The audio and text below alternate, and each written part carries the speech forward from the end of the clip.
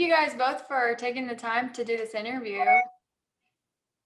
Sure, we're very happy to do it, and we're trusting that there will be good outcome, from our work together, and yeah, we're just hoping for good things. We felt God give us a call. Just to try to do it quickly, I worked in the transportation industry, in trucking, and then also on the railroad for somewhat around 18 plus years. And we were doing church work on the side as well, and doing this leadership training. And I just felt God call me into full-time ministry. And so I left the railroad, but also left $1 million retirement. So, the railroad retirement is a big, big deal. I mean, it's a great retirement. And one day I was on my way to my office. I was a pastor at a local church. It was thriving, and it was just healthy, and it was very, very, it was just a very blessed congregation, and I had a blessed staff and ministry there. And I was just going up over those railroad tracks, and I looked down the double main line, and I just asked God, I said, God, was it really worth leaving all of that to do this? Because I was feeling a little bit down, because I thought there just had to be more. And I heard this voice, like, we've talked about a couple times in our story. I heard what I thought was the Lord's voice, and he just said to me, so what do you want? Wow. And at that particular time, I thought about King Solomon, and when God says, whatever you ask, I'll give you. And of course, Solomon asked for wisdom to govern Israel, right? Yes. And I thought that was really spiritual, but I'm going to get even one more spiritual than that, right? And I said, God, I just asked for one soul to come into your kingdom for every dollar I left on the railroad. So out of that, and I just thought it was kind of a funny, conversation I was having with my conscience, or I wasn't really a divine thing at that moment. It was just kind of like, but then I heard God speak again, and he said, okay. And out of that was born the vision of 1 million souls for Christ through planting churches. And I thought it was going to be here in America. I thought, somehow, some way, but then a prophetic person, came to me and says, Dan, you're not going to see 1 million souls come to Christ in America, but you will see 1 million souls come to Christ in Myanmar, because she knew I'd been going back and forth over there. So out of that was born the mission that we left our church. I mean, I transitioned it to the leadership that I'd trained up. And so it was a very healthy transition, and they're still there today. And we raised all the funds that that was like about $7,000 a month we had to raise, plus what, 50,000 in wow. Project money, a lot of money. Right. And we left America, and Sandy and I flew all the way over there. Of course, we'd been over there a number of times, but not to live. And so we took all of our stuff over there that we could in about 6 suitcases and trunks, and set up a house over there, and began to work with the indigenous people there and some of the believers that were there, and raise them up as church planters. And long story short, through about 6 years with the World Mission there, we seen 70 churches planted in the Buddhist nation of Myanmar. Wow. And we just got a word from our area director, who's in Bangkok, and he's over all of Asia Pacific, several hundred missionaries in that whole region, Thailand, Laos, and all those Asia Pacific countries. And he said, Dan, it was the mission of 1 million souls, that vision that brought those 70 churches to be planted. And then also the indigenous church that was there had a heart change and a mindset change, not just to reach their own tribal people, but to reach the predominantly 80% people group there, which are Buddhists, the Burma Buddhist people, because they hated them. But their hearts changed to begin to reach out to them. And so a great shift has happened. And he says, I know, and I'm confident that thousands of souls have already come to know Christ as Lord and Savior. And he says, I know that millions will. And so, of course, cancer, COVID, and the coup has caused us not to be able to get back in at this point. But we're still raising funds and raising awareness, building a Bible college, and some other things, some churches and things like that. So that's kind of how it happened, I think, in a nutshell. And that was a little bit bigger than a nutshell, but we figured out how to live there and do fun things and obey the Lord and do our work. And a lot of hardships. Yeah. A lot of hardships in the weather, learning how to cope with 100 plus degrees and 100% humidity. Then it was either dry or then it was just deluge of rain. And then, of course, the food, trying to learn how to eat food without getting sick. And then the water, you couldn't drink the water, so you had it. So there are a lot of hardships in that way. Travel was hard, trying to get to places around the nation. It was hard on you. And then speaking of travel, I mean, that change is one of the reasons, right? That's when the accident happened. Mm-hmm. So yeah, and it wasn't really an accident, except it was just more of. I mean, I didn't crash or anything. It was just a sudden jar that tweaked the left side of my back.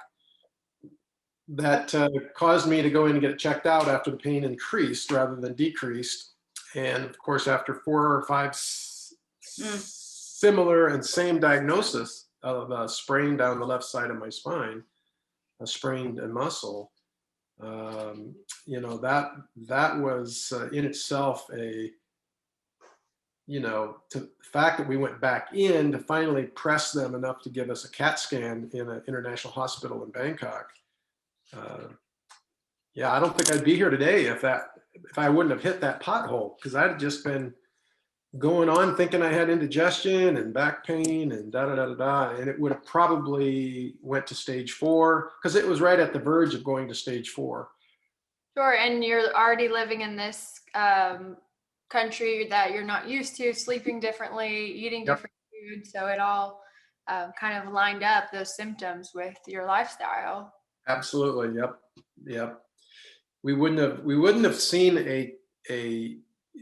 wouldn't have been a serious signal, because I'd already suffered dengue fever while I was there.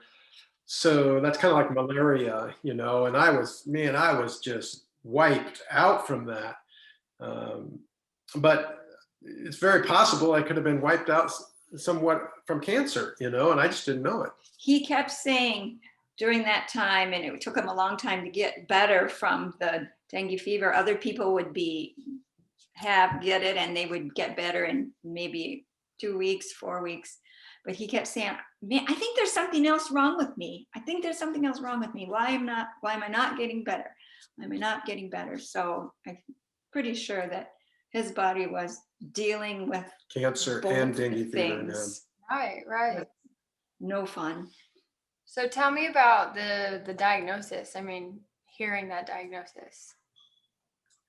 So after being diagnosed with back pain, a sprained, you're just kind of like, well, I can push through this. I've pushed through dengue fever. I've pushed through a lot of different, foodborne illnesses or whatever. And but when we got the CT scan and we met with it just so happened to be that 2 days prior to getting that CT scan, a very prominent doctor in the oncology department at Sloan Kettering in New York is a Thai, and he's did all of his practice there in New York and then retired and moved back to Bangkok, to Thailand.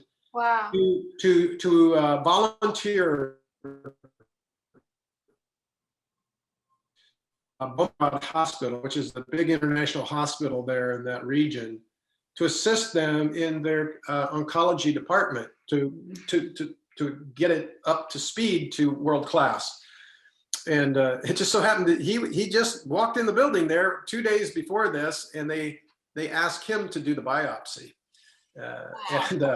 So he does the biopsy, and I think I'm his first patient that he sees. And he just kind of looked at us and just said, "Man, you got pancreatic cancer." He didn't register at first. Pancreatic cancer, what is that? Right. And then, of course, we had, after they studied the biopsy a little more, we had a meeting with him. Yeah, and that's when I was there. and tried to figure out, so what do we do? And obviously, even though Bummengrad is a very world-class hospital, they didn't have the track record for pancreatic cancer, I would say. They could have given me chemo, but they didn't have the resources. So we were just devastated. And I remember walking back to the hotel in Bangkok and just kind of stunned and dazed and trying to stay positive. And I remember getting into the hotel room, and it was, and I was trying to manage the pain in my back. And we lay down on the bed. It was dark. And I was so devastated, I couldn't even breathe. I was just like, you just couldn't hardly breathe, because, you're just, at the peak of our mission. I mean, I had a platform in the entire nation of Myanmar, and to think, God, why would you allow this to happen? Are you punishing me? Did I make some huge mistake? Everything goes through your mind. And I remember laying there just in agony and in torment. And Sandy, I don't know, I can't imagine what she was feeling, because she was just, yeah. And I just remember, Miranda, a peaceful presence come up the left side of my bed. And I don't know what it was, if it was an angel, if it was Jesus, I don't know. I didn't see anything, but I could just sense a peaceful presence, because all of that anguish and torment just left for a moment. Wow. And then I heard again, kind of like I heard the million souls type thing. I heard the voice of God, I believe. And he said, "Dan, I want you to remember how many times I have rescued you from imminent danger and death." And I started thinking about that real quick. And I had many times where I, was close calls. And then I heard him speak again. And he just said, "I will rescue you again." And I thought, wow, I was just trying to get my mind around that. And then all of the torment came back just like that.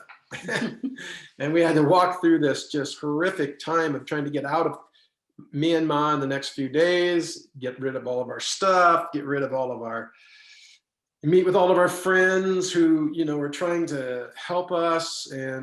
But we always kept thinking about what that voice said. We held on to that tight, because we really believed that God was speaking, and we trusted him. So that was an encouragement, even though we were still going through all of the hard things. Yeah. Kept a hold of that promise.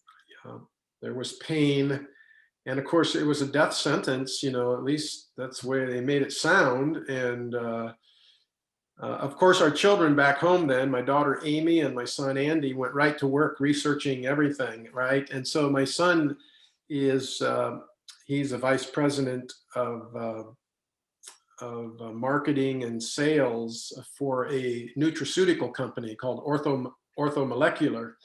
And they basically sell natural-based medicines to hospitals and doctors and Wow. So he had a little bit of an affinity towards understanding a lot of the language and such, because he deals with cancer doctors and stuff like that quite a bit. And so they went to work, and he went on the internet and started searching. And when he went in to read the journals and things like this, Dr. Evans' name kept popping up.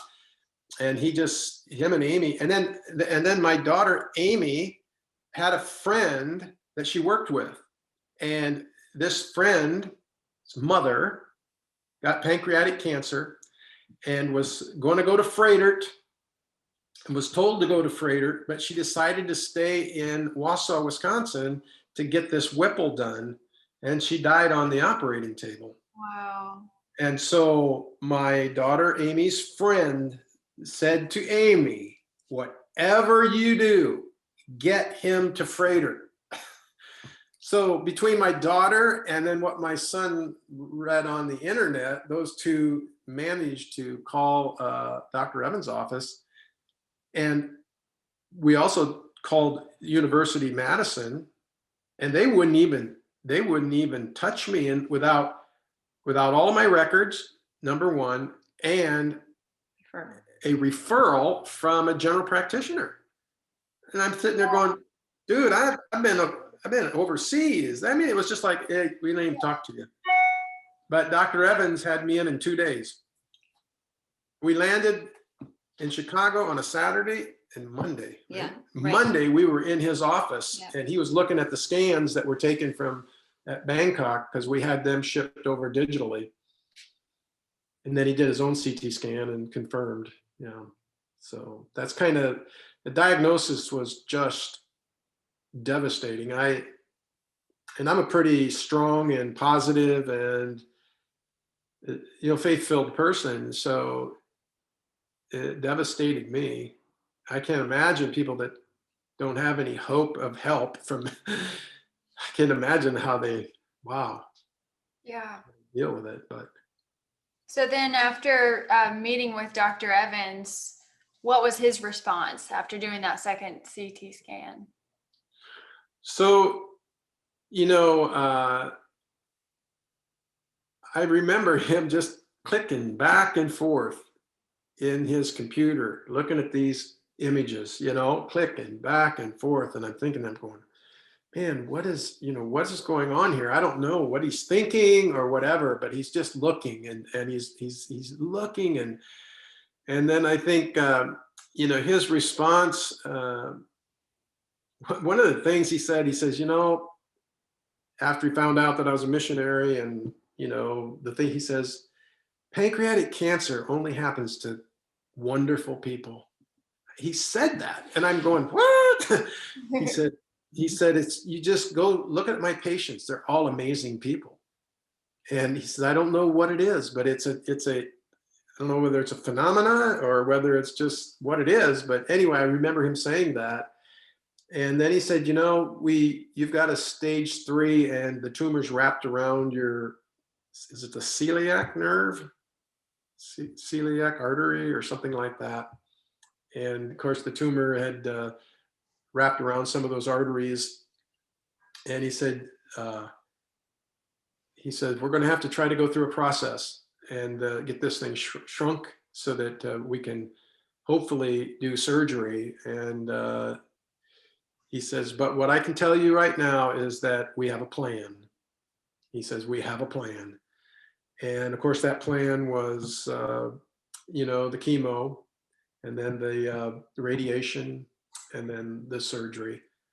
And the chemo and radiation, the way they did it, it did shrink the tumor enough to where he could go in and get the tumor out, and then rework the arteries that were,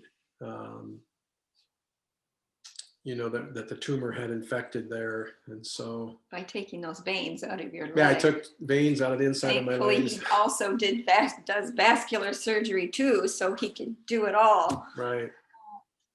So Sandy, what was your reaction when you heard those words, we have a plan?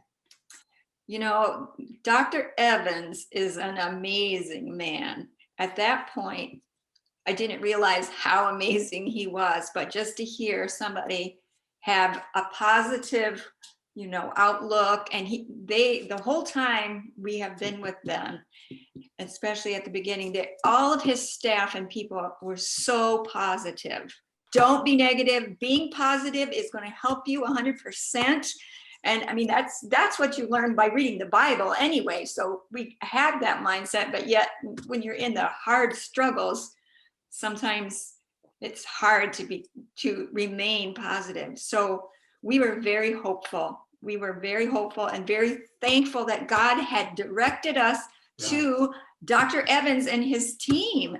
They were an answer to prayer, and they just performed in a way that we just didn't even believe could happen. Yeah. So it was really great. Such a compassionate man, and his staff is just wonderful. We just only have great and glowing things to say about them. Yeah. So then going through that next step of the chemo before you got to the surgery, what was that like for you guys? I mean, how did you stay positive during that season? Well, I think That was the hardest. that was the hardest That was the because hardest. the chemo, I think, directly causes some depression. I mean, the drug itself, it causes you to feel depressed and the first round of chemo, or a couple rounds, was with FOLFIRINOX, and it just did not work. I mean, my cancer count went down just a couple ticks, and then it went up. It was going up, and FOLFIRINOX almost killed me. I mean, it was horrible. I couldn't imagine going through it again. But He didn't hardly get out of bed. Yeah, He just I couldn't eat. He was dark. It was a dark time. Yeah, it was not a good time. And I just remember Dr. Evans, after that second round of FOLFIRINOX, and it didn't move at all. He jumped up out of his chair, ran out of the office, and literally called the oncologist here in Stevens Point, where I live, which is 2 hours away from Milwaukee, and called him and said, switch it to gemcitabine, or gemcitabine. Something like that. And he was already working in the back of his mind about, this clinical trial, which is matching certain chemo to the actual cell, what kind of cancer cell it is. And of course, apparently I had a basal type cancer cell, because gemcitabine then just knocked that cancer right out. My cancer count, CA19, just kept dropping by like Half. 500%. Yeah. By half every time. cycle. Yeah. And got it right down to like 15, from 2000 plus. And then it went down to Then it went down to 6, range. Yeah. 6. And so in the deepest, darkest of times, the depression, and it just feels like you're going to die. And it looks like, and then you start thinking about all of the people that you love and you care about, and your grandchildren, your children, and your wife, and friends, and your church, and the mission. And it's like, wow, that could all be over for me. And it could really bring a lot of pain to people around me. And it just was dark. And I just remember crying out to God, saying, I know you're the God of the mountaintop, because we always feel that, but I also believe that you're the God of the valley as well, even though I don't feel it. And I remember the Lord just speaking to me to begin to pray and get my mind shifted on other people who are going through cancer. And so we began to pray for others that we knew that were going through cancer, and other people with pancreatic cancer that we don't even know. We just started praying. Our mind set was on other people in prayer, and it was like the difference between night and day. When you stop focusing on yourself and your own pain and your own darkness, and you begin to trust God to help somebody else, right? My spirit was encouraged, and I was hopeful, and I was at peace. No matter what would happen, I was just at peace with it all. Well, we also started praying for Dr. Evans and the team and for his research. Mm-hmm. When you're in the midst of that trouble and that troubling, you just realize, I need to pray for this, and just continue to cry out for a cure, because there's so many people that are going through this. So yeah, it was a hard time. We read aloud the Psalms, so many Psalms. It just brings so much positive, because David and his cohort were going through a lot of, terrible stuff. And So yeah, I think that would be uh, the uh, the one thing I guess would be the prayer that really did change the way we felt in that. Kind of took away the depression. And after his surgery, he had such a rocky recovery. He had so many things go wrong. He was in the hospital there for not consecutively, but for over 60 days. Wow. And so we had a lot of time in that room, and he has that special floor, and so the spouses can stay there. So I was allowed to stay in the room.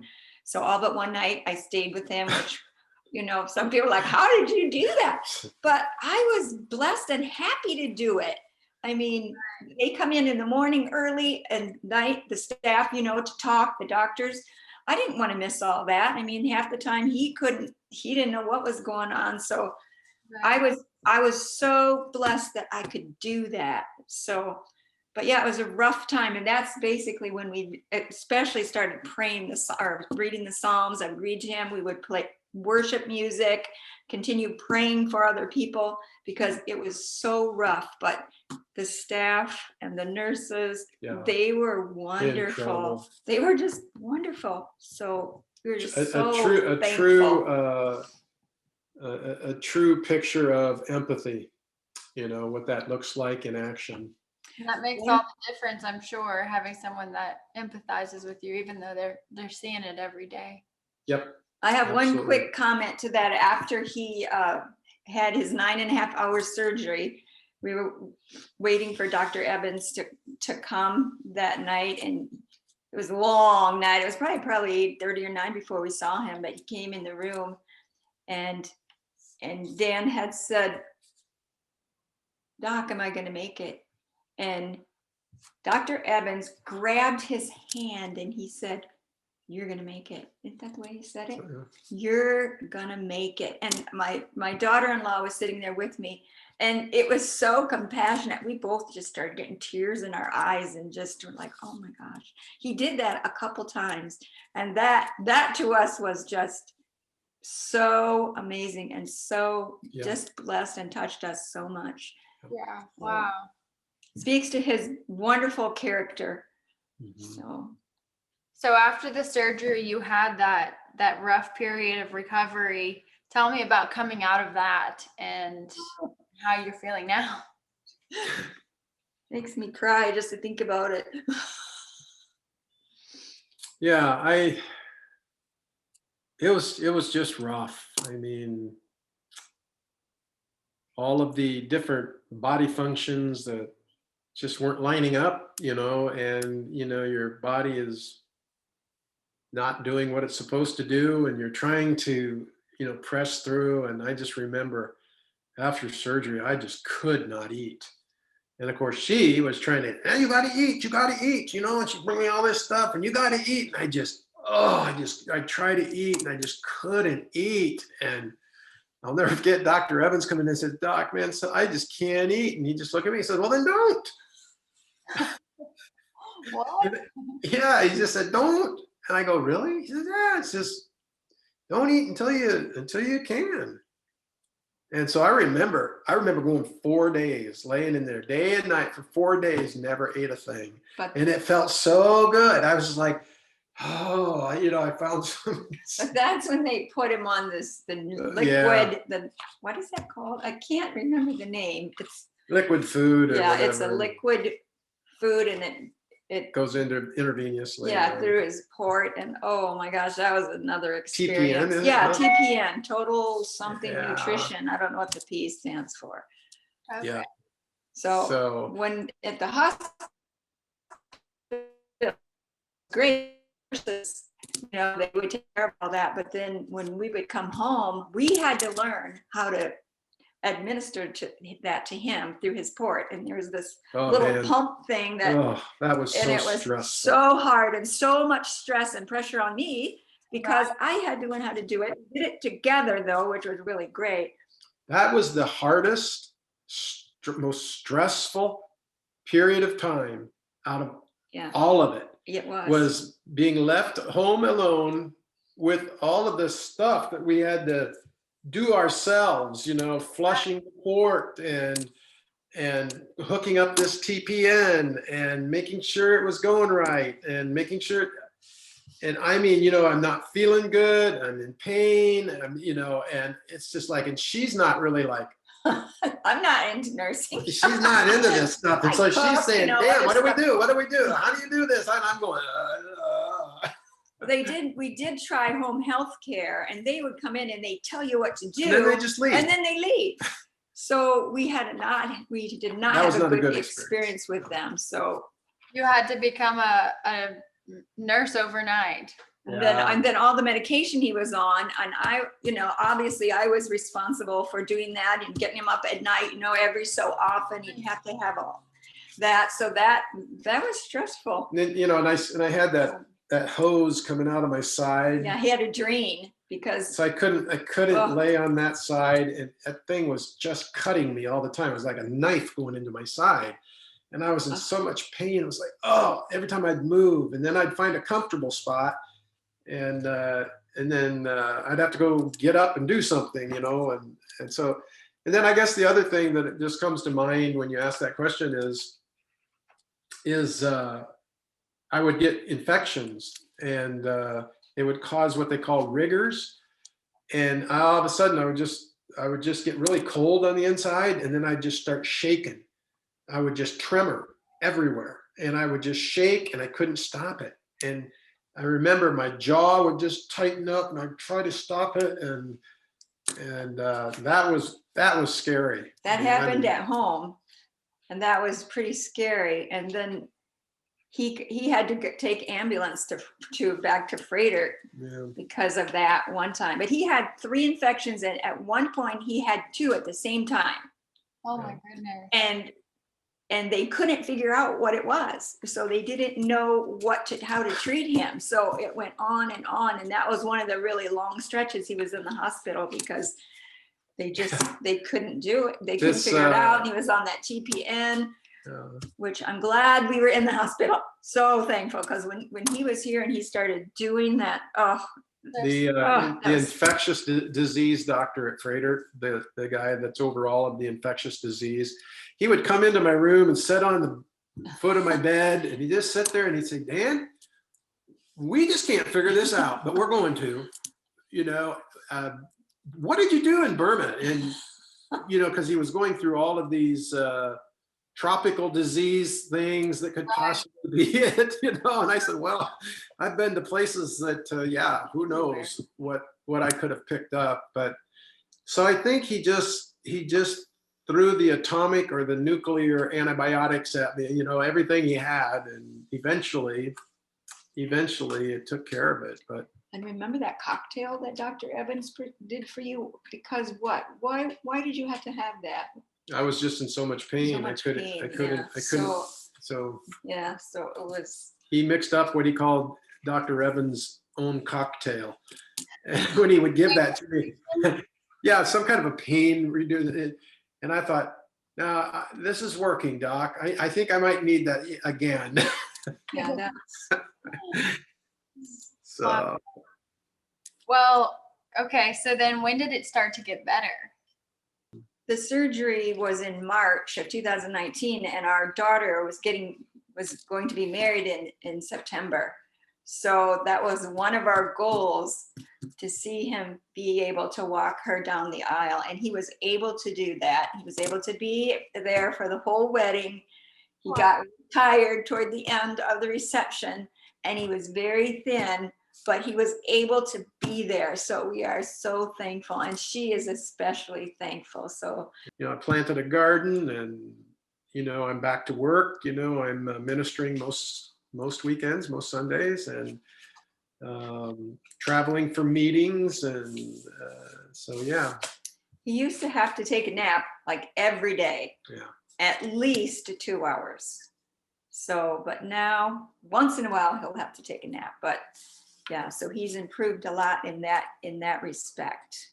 So doing a lot more work. At first he couldn't do yard work. We couldn't have a garden for a while, for a couple. So he's doing much better in that respect. So That's awesome. You're living more like normal people now.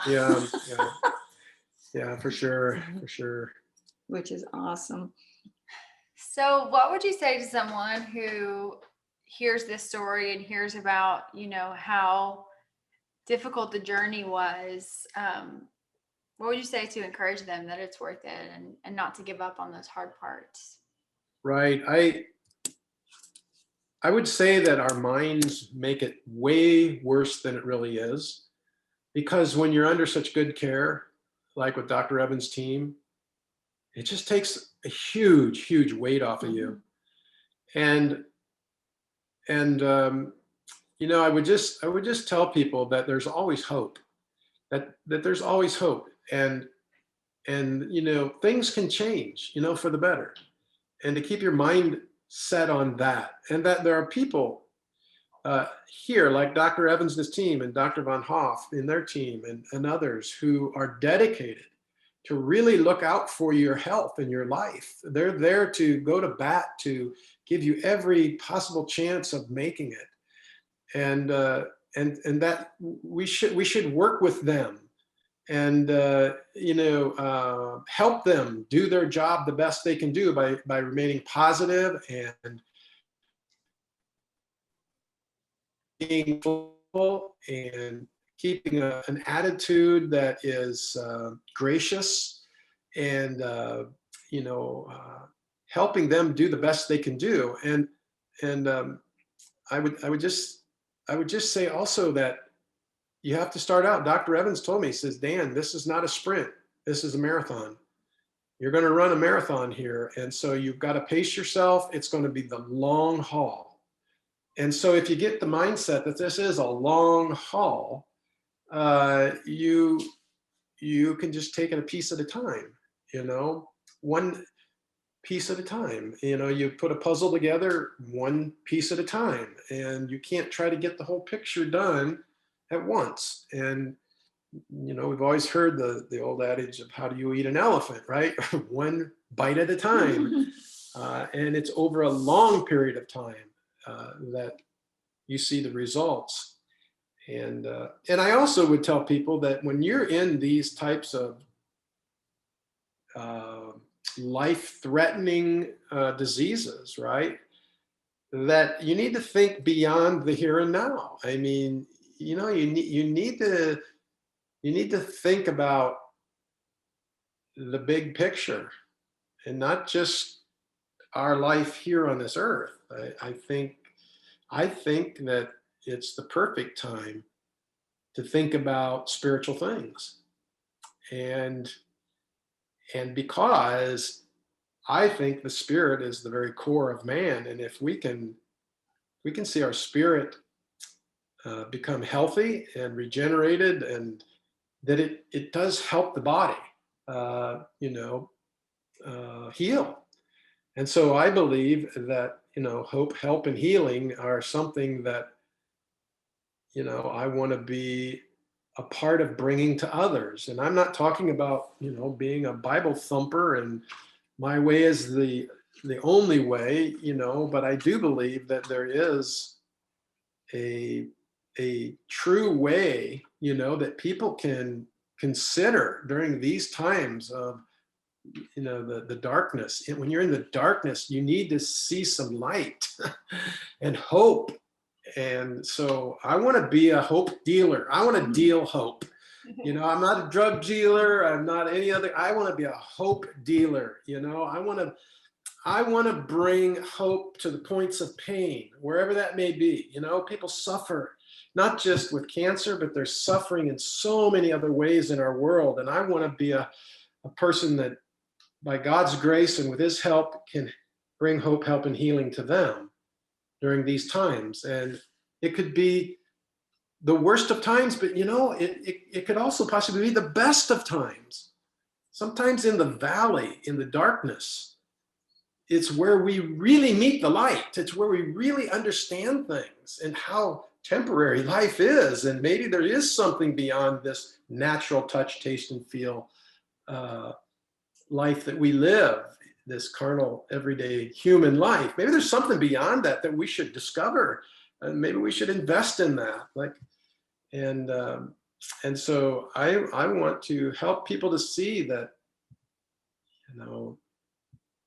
God is the God of the valley, not just the mountaintop. And there's things that we learn in the valley that can be extremely valuable, and they can be a blessing. And so make it positive. You're there anyway. You're not going to get out of it. Right. You're in this dark valley of pancreatic cancer. Let's make the best of it. Let's bring some light into it. Let's bring some hope. Let's bring some joy. And you know what? Let's bring some love. Gather your family around you. Yeah, it could be the greatest time of family bonding, and there's just so many things that can happen in the dark times in the valleys, and I want to help people discover that, if I can. And I know not everybody will want to, listen to me or buy into my view or my experience, but maybe some will. Maybe some will be helped. Maybe some will find encouragement and hope. And I think, and I'm just going to lay it out there, you can edit this out if you want, but I do believe that if enough people, Miranda, can gather together and in goodwill, in faith, that we can see breakthroughs in this thing called pancreatic cancer, that we can see cure, and we can see new ways of diagnosing, early diagnosis, and I think some of the discoveries they've already made so far is because other people have really cried out. People have lost their loved ones. People have watched this horrible disease eat away at the people they love the most. And I think they've cried out to God for help. They've cried out to God to help find a cure for that next person, that they don't have to suffer that way. And that's what I'm about. And well, one piece of advice that you gave when I asked the question of how would you encourage someone going through the journey, you said it's not just about your physical health or your mental health. Think about your spirit as well. Where would you suggest that someone starts if they've never considered that aspect? What's a good starting point, or a practical step?